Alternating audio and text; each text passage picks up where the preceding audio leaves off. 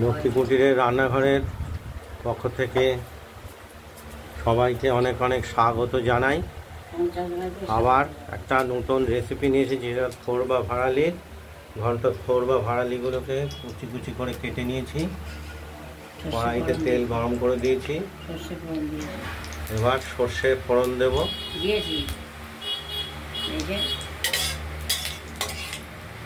সর্ষে ফোড়ন দিয়ে ওই ভাড়ালির ঘন্ট, ভাড়ালিগুলোকে একটু নুন দিয়ে চটকে নিয়েছি, দেখতেই পাচ্ছেন।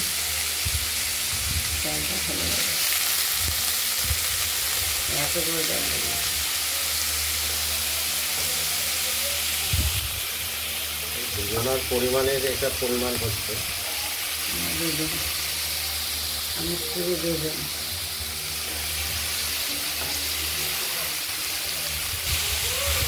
খুবই একটা সুস্বাদু রান্না।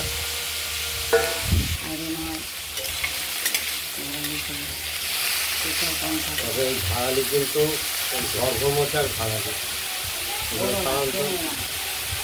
সাধারণত কাঁচা কলা এবং যে পাকা কলার যে ভাড়ালি হয় সেগুলো খুব নরম হয় না। এইগুলো এই ভাড়ালি, গর্ভমোচার ভাড়ালি খুব তুলোর মতো নরম।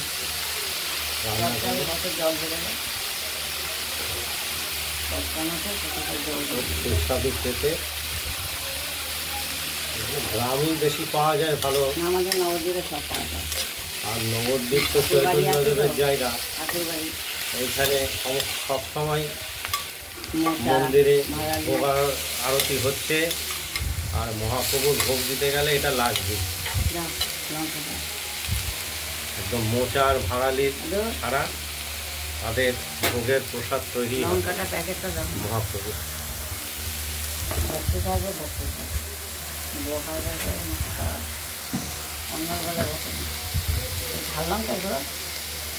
হ্যাঁ,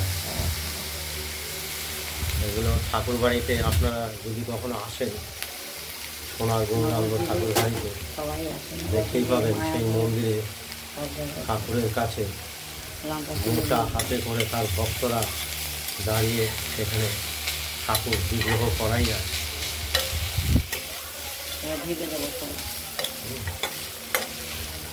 দেখুন, রেখে দিলাম, দেখতে থাকুন।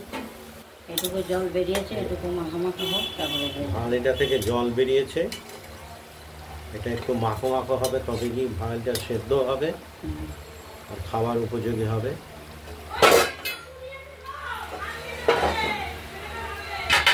দেখতেই পাচ্ছেন, দেখতে থাকুন।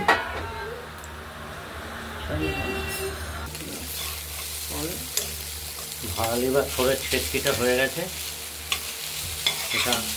এটার মধ্যে ওই বিলাতি ধনে পাতা ছাদের টবে ছিল, 3-4টে পাতা কেটে দিয়ে দিলাম, আলাদা একটা ঘ্রাণ আসবে। ধনে পাতা সুন্দর গন্ধ আসে। দেখতেই পাচ্ছেন আমাদের ভাড়ালিটা কমপ্লিট।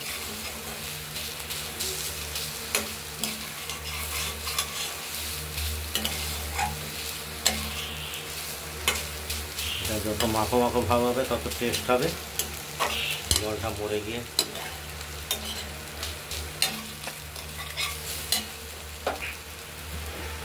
আপনারা বাড়িতে ট্রাই করবেন বন্ধুরা, যে আমাদের কমেন্টস করবেন, আর আমাদের এই চ্যানেলটাকে লাইক করবেন, শেয়ার করবেন, আর একটু সাবস্ক্রাইব করে রাখবেন, যাতে আমরা নতুন নতুন রান্না দেখাতে উৎসাহ পাই। আজ এই পর্যন্তই।